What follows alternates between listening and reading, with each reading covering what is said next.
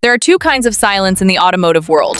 The first is the silence of humiliation, a broken-down luxury sedan on the side of the highway, its owner staring at a dead engine he paid a fortune for. The second is a silence of trust, the quiet certainty that when you turn the key, in the Sahara or in Siberia, in gridlock or in nowhere, the engine will simply start. One brand owns that second silence more than any other on Earth. Today, we're not reviewing the boring white Corolla in your neighbor's driveway. We're dissecting the philosophy behind it. This is Toyota. This empire wasn't founded on pistons. It was founded on a single broken cotton thread. In 1920s Japan, an inventor named Sakichi Toyota watched his mother work a weaving loom. When one thread out of thousands snapped, the machine kept running, producing meters of defective fabric before anyone noticed. So Toyota built something radical, the Type G automatic loom, equipped with judoka automation with a human touch. The moment a single thread broke, the machine stopped itself. His philosophy was brutally simple. It is better to halt production than to keep manufacturing defects. Decades later, his son Kiichiro applied the same logic to automobiles, and it became the invisible skeleton of every Toyota ever built. Walk into a Toyota plant today and you'll find that cord or its digital equivalent running the length of the line. A worker with 1 week of experience can pull it if a single bolt feels wrong. And when they do, the entire factory stops. Not with anger, with gratitude. Engineers and floor managers rush over not to ask, "Why did you stop the line?" but "What's wrong?" A German factory fixes defects at the end of the line. Toyota kills the defect at its source. As Kiichiro put it, fix the error at the end, and you fix one car. Fix it on the line, and you fix the entire system. This is why Toyota rarely breaks down decades later. The failure was already hunted down and eliminated on the factory floor. Toyota behind on technology. Same engine for 20 years. Same switchgear. Same stubborn simplicity. But this isn't stagnation, it's deliberate restraint. A German engineer designing a glove box lid wants a luxurious hydraulic glide, an oil-filled damper, a gear train, 3 sensors.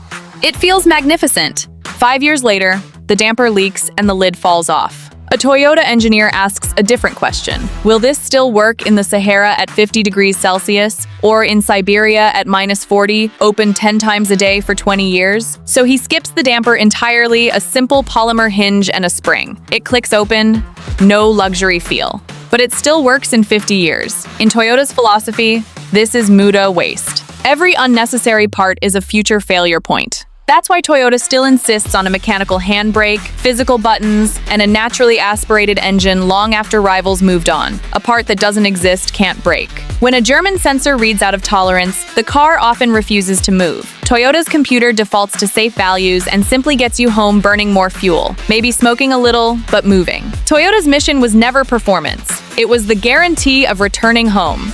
The same logic explains the cheap plastic interior everyone mocks.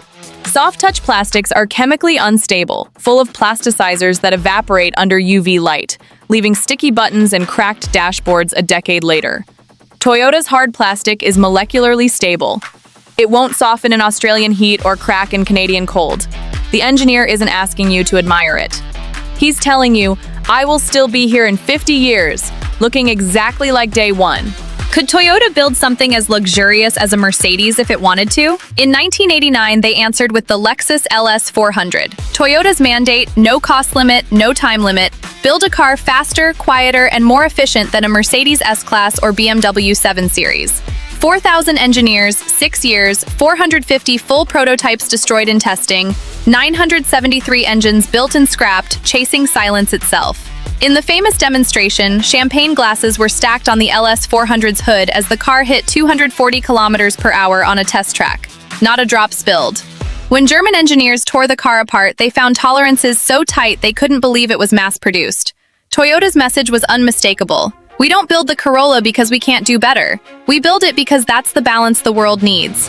When we want perfection, we build perfection. That same obsession with survival produced perhaps the most legendary proof of durability in automotive history, the 1987 Toyota War in Chad. Facing Libyan tanks and armored vehicles, Chadian forces relied on little more than shoulder-fired missiles and hundreds of Toyota Hilux pickups. The Hilux outmaneuvered tanks in the sand. Libya lost roughly 800 tanks and armored vehicles. Chad lost a handful of pickups. The secret was the ladder frame chassis, flexible, nearly unbreakable, built not for the school run but for the worst-case scenario on Earth. But even legends stumble. In the late 2000s, Toyota chased growth over craftsmanship and paid for it during the sudden acceleration crisis of 2009-2010. The company's president, grandson of its founder, stood before the world, bowed, and apologized. We focused on growing bigger, and we forgot to focus on quality. That moment of humiliation became a resurrection. Toyota rebuilt itself around one motto: not more cars, better cars. Every aggressive GR, Yaris, and Supra built since carries the DNA of that shame. While the industry sprints toward an all-electric future, Toyota once again refuses to rush, investing instead in hybrids and hydrogen. Their reasoning: you cannot build a charging station in a village in rural Africa with no power grid, but a Toyota still has to get there. Critics call this stubbornness. History suggests it's usually something else: foresight. Toyota isn't just a car company. It's an industrial salute to humility. It doesn't exist to impress you with complexity. It exists to get you and everyone you love from point A to point B, in any condition, in any corner of the planet, every single time. The hard plastic, the outdated screen, the unchanging digital clock, none of that is incompetence. It's the price of immortality, trust, and peace of mind. If you own a Toyota, take care of it. It was never trying to seduce you. It was just trying to bring you home.